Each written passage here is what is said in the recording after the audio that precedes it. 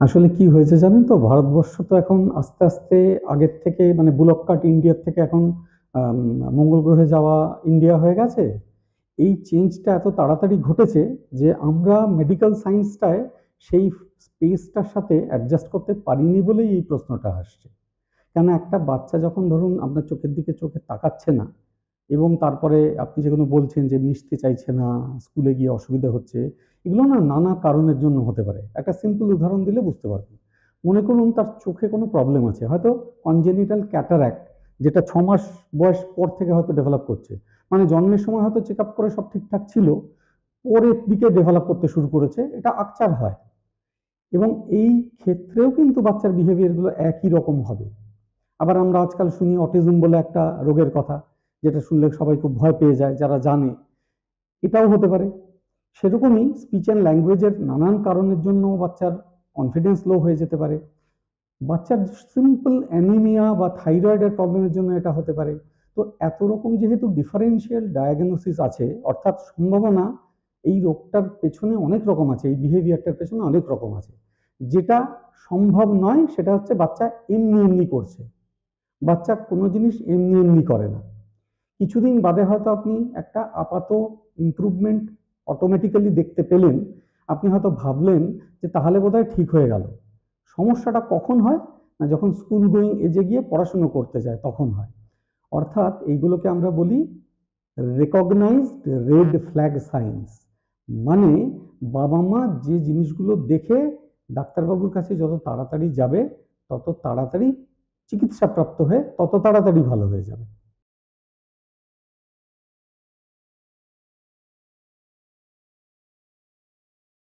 আসলে আমাদের এই ভারতীয় কালচারটার এই ডাক্তারবাবুর কাছে যাওয়ার যে দ্বিধা, এইটা হচ্ছে সমস্যা। আর একটা সমস্যা হচ্ছে সঠিক ইনফরমেশন না থাকা, যে কার কাছে যাব। কেননা এই সমস্যা নিয়ে যে কোনো কারোর কাছে গেলে কিন্তু সব ডাক্তারবাবু এই ব্যাপারে জানবেনও না। এটা কিন্তু আমাদের পিডিয়াট্রিক সিমটম চেকলিস্টে খুব সুন্দরভাবে লেখা আছে যে visits the doctor, doctor finding nothing wrong. মানে হচ্ছে যে এই যে জিনিসে যে ডাক্তার, এখন সেই ইনফরমেশন যাতে মানুষের কাছে যায়, সেই জন্যই আমরা এই আলোচনাগুলো করছি। কেননা পেটের রোগ হলে পেটের রোগের কাছে যেতে হবে, পেটের ডাক্তারের কাছে যেতে হবে, এটা আমরা জানি। মাথার রোগ হলে মাথার ডাক্তারের কাছে যেতে হবে, আমরা জানি। কিন্তু বিকাশজনিত সমস্যা হলে যে আলাদা একটা ডাক্তার থাকে, সেটাই হয়তো আমরা জানি না। সেই জন্য হয়তো আমরা যাই না। তো দুটো কারণের জন্য, একটা হচ্ছে ডাক্তারবাবুর কাছে যাওয়াটাই একটা আমাদের কালচারালি অ্যালাউড নয় বলে আমরা যাই না, যেটা হওয়া উচিত। আর আরেকটা হচ্ছে সঠিক ডাক্তারের কাছে যাওয়া। এই দুটো জিনিসের অভাবের জন্যই সমস্যাটা এখনো আছে। তবে যত দিন যাচ্ছে তত তো ইমপ্রুভমেন্ট হচ্ছে। বিগত 2 দশকে আমরা আমাদের প্রথম ভারতবর্ষের কর্পোরেট হেলথ কেয়ারের চাইল্ড ডেভেলপমেন্ট সেন্টার এস্টাবলিশ করার পরে, অ্যাপোলো মাল্টি স্পেশালিটি হসপিটাল কলকাতার থেকে, আমরা আস্তে আস্তে এখন দেখতে পাচ্ছি যে বাবা মারা কিন্তু আগের থেকে অনেক সচেতন হয়েছেন। অন্তত কলকাতা এবং শহরতলি এবং কলকাতার আশেপাশে ইস্টার্ন ইন্ডিয়ার থেকে অন্তত আমরা খুব দ্রুত বাচ্চাদের অনেক রেফারেল পাচ্ছি। তার মানে এই নয় যে গাঁয়ে-গঞ্জে সব বাচ্চা সেই জিনিসটা পাচ্ছে। এই ধরনের প্রোগ্রামগুলো আমাদের সেই জন্যই করা, যাতে সবাই জানেন যে ডেভেলপমেন্টাল পিডিয়াট্রিশিয়ান, শিশু বিকাশ বিশেষজ্ঞদের কাছে তারা যদি দ্রুত চলে যান, তাহলে এই সমস্যার অচিরাৎ সমাধান হওয়া সম্ভব।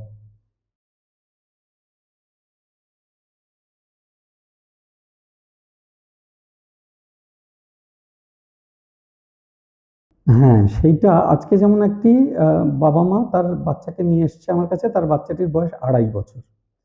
সে তার ডাক্তারবাবুকে দেখিয়েছে, যে ডাক্তারবাবু ভ্যাকসিন দেন জন্মের পর থেকে যিনি দেখছেন, তিনি 1.5 বছর বয়স থেকে ওনাদের বলছেন যে ঠিক আছে আর একটু দেখো, প্লে স্কুলে দাও, তারপরে না হলে দেখা যাবে।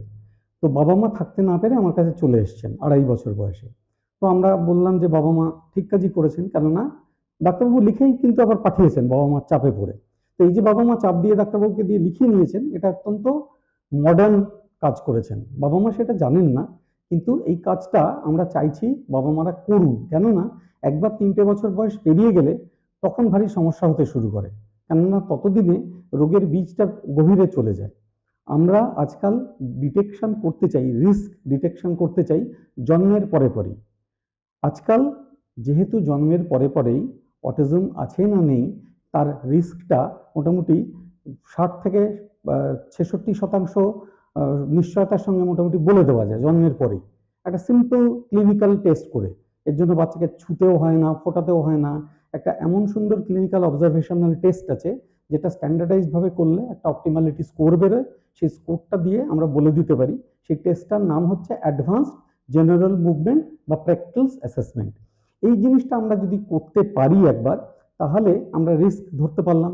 ধরতে পারলে বাচ্চাটাকে যদি এফেক্টিভ আর্লি ইন্টারভেনশন, মানে আর্লি ইন্টারভেনশনের নামে তো নানান ব্যাঙের ছাতার মতো সেন্টার গজিয়ে উঠছে, তারা সবাই কিন্তু এফেক্টিভ আর্লি ইন্টারভেনশন দিতে পারে না। সেই জন্য আমরা যাদের বিজ্ঞানটা আছে, যাদের হাতে বিজ্ঞানটা আছে, তাদের কাছে পৌঁছতে বলি। এবং আমাদের এখানে সবাই আমরা বিদেশ ফিদেশ থেকে নানানভাবে প্রশিক্ষিত এইসব ব্যাপারে।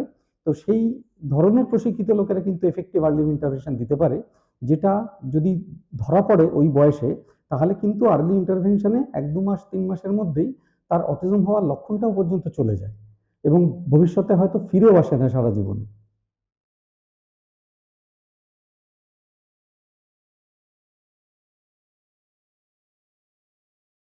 অ্যাবসলিউটলি। আমরা যে পদ্ধতিটি ব্যবহার করি তার নাম হচ্ছে কলকাতা ডেভেলপমেন্টাল মডেল। আমরা এইটা একটু আপনাদের দেখাই, কলকাতা ডেভেলপমেন্টাল মডেল কাছে নিয়ে গিয়ে দেখাই। ঠিক আছে, কলকাতা ডেভেলপমেন্ট মডেল, এটার বৈশিষ্ট্য যে কারণে আমরা এটা দেখাতে চাইছি সেটা হচ্ছে এইখানে দেখবেন নিচে বিজ্ঞানের ব্যাপার তো দুটো রেফারেন্স দেওয়া আছে এবং এই পাতাটা দেওয়া আছে যেটা ডব্লিউএইচওর আইসিএফ এডুকেশনের ওয়েবসাইটে আছে। আমাদের এই কলকাতা ডেভেলপমেন্টাল মডেলকে ডব্লিউএইচওর আইসিএফ এডুকেশনের কনসালটেটিভ মিটিংয়ে ওদের global collaborative group one of the best practice methods internationally বলে স্বীকার করেছেন। মানে আমাদের এখানে কলকাতাতে যে চিকিৎসাটা হয় সেটা আন্তর্জাতিক স্তরে সর্বোত্তমদের মধ্যে একটি।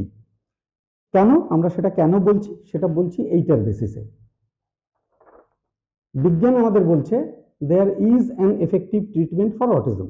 বাবা আমাদের বোঝার জন্য আমরা সেই বিজ্ঞানটাকে খুব সহজে বলেছি যে অটিজমের কিন্তু একটা এফেক্টিভ চিকিৎসা আছে এবং সেটা আমাদের এই নবজাতক চাইল্ড ডেভেলপমেন্ট সেন্টার বা child development centre Apollo multi speciality hospital Kolkata, সেইখানে কিন্তু একেবারে বিদেশে শিক্ষাপ্রাপ্ত সমস্ত স্বাস্থ্যকর্মীরা আছেন যারা কিন্তু এই চিকিৎসাটা দিয়ে অচিরাত আপনার বাচ্চাকে অটিজমের হাত থেকে বিজ্ঞানসম্মতভাবে, যেরকম করে বৈজ্ঞানিক মানে লিটারেচারে লেখা আছে ঠিক সেই পদ্ধতি মেলে আমরা কিন্তু বের করতে পারি। শুধু অটিজমই নয়, আপনি বলছিলেন যে শুধু অটিজমই নয়, আপনি দেখুন ইন্ডিয়ান একাডেমি অফ পিডিয়াট্রিক্স তারা কিন্তু এই এডিএইচডি দুরন্ত বাচ্চাদের চিকিৎসাতেও সারা দেশের মধ্যে আমাকেই কনভেনার করেছে যাতে আমরা এই ব্যাপারে বাবা মারা কি করবে সেইটা সারা ভারতবর্ষের বাবা মাদের গাইডলাইন দিতে পারি।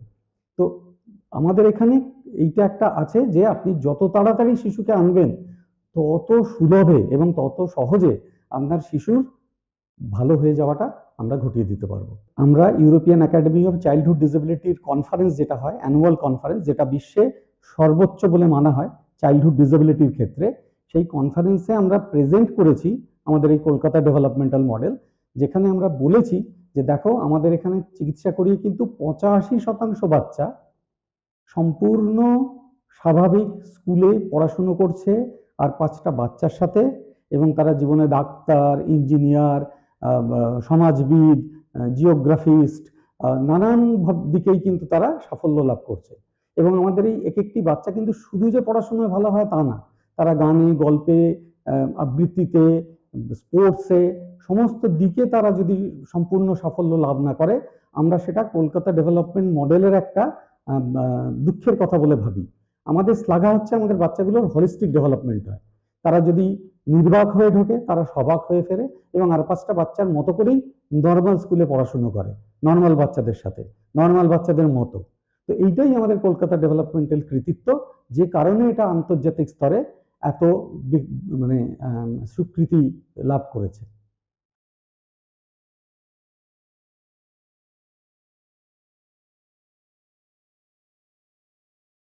এটাকে বলা হয় স্পিচ রিগ্রেশন। স্পিচ রিগ্রেশনের নানান কারণ থাকে, যেমন তার মধ্যে একটা অটিজম, তেমনই আরেকটা হচ্ছে সিলেক্টিভ মিউটিজম, আবার আরেকটা হচ্ছে অটিজম মিমিক। যেমন রিসেন্টলি আমাদের কাছে একটা বাচ্চা এসেছে ইউকে থেকে, অস্ট্রেলিয়ার থেকে। তারা এসেছে এবং আমরা সবাই জানি যে বাচ্চাটার অটিজম আছে। অস্ট্রেলিয়াতেও চিকিৎসা হয়েছে, হয়ে তারা সুফল পায়নি।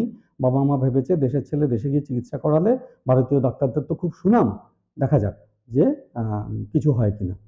আমাদের যে অ্যাসেসমেন্ট প্রসেস আছে এটা একদম ইন্টারন্যাশনাল স্ট্যান্ডার্ড। তো সেটা করার পরে কিন্তু বেরোলো যে বাচ্চাটার একেবারেই অটিজম নয়, একদম অটিজম নেই। বাচ্চার সম্পূর্ণ অটিস্টিক লাইক বিহেভিয়ার করছে, তার ল্যাকুনার ইনফার্ক্ট আছে বলে, জন্মগতভাবে ব্রেনে স্ট্রোক হয়েছিল তার ছোটবেলায় সেই জন্য। তো এই জিনিসগুলো, বিজ্ঞানের ব্যাপারগুলো যদি একটু আমরা না বোঝবার চেষ্টা করি, তখনই বিপদটা হয়। সেই জন্য নিজেরা ডায়াগনোসিস করার চেষ্টা করবেন না হাতুড়িকে দিয়ে, আয়ুর্বেদ হোমিওপ্যাথদের দিয়ে, যারা ডাক্তার নন সেরকম মাইন্ডফুলনেস কোচ বা এরকম লোকেদের দিয়ে আপনারা একেবারেই চেষ্টা করবেন না যে এই ধরনের কমপ্লিকেটেড মেডিকেল ডায়াগনোসিসগুলো করানোর, কেননা সেখানে বাচ্চাটাই ফাঁকি পড়ে। এবং এই ফাঁকির দরুনই আজকে সমাজে একটা ভৌতিক ধারণা হয়েছে যেগুলো বোধহয় সারে না। এটা অ্যাবসলিউটলি আমরা বিজ্ঞান দেখিয়ে দিলাম, বিজ্ঞান বলছে সারে, এবং আমাদের এখানে অহরহ সারছে, রেগুলার সারে 85%। আর কত চাই? এর থেকে বেশি তো পৃথিবীর কোথাও সারে না। তো তাহলে আমাদের এখানে যখন পৃথিবীর তুল্যমূল্য সারা হচ্ছে বা তার থেকে ভালোই হচ্ছে, তাহলে আপনারা যত তাড়াতাড়ি আসবেন তত তাড়াতাড়ি ভালো হয়ে যাবে। বিজ্ঞান ব্যবহার করতে হবে, বিজ্ঞানের বাইরে হাঁটলে চলবে না। এইটাই আসল।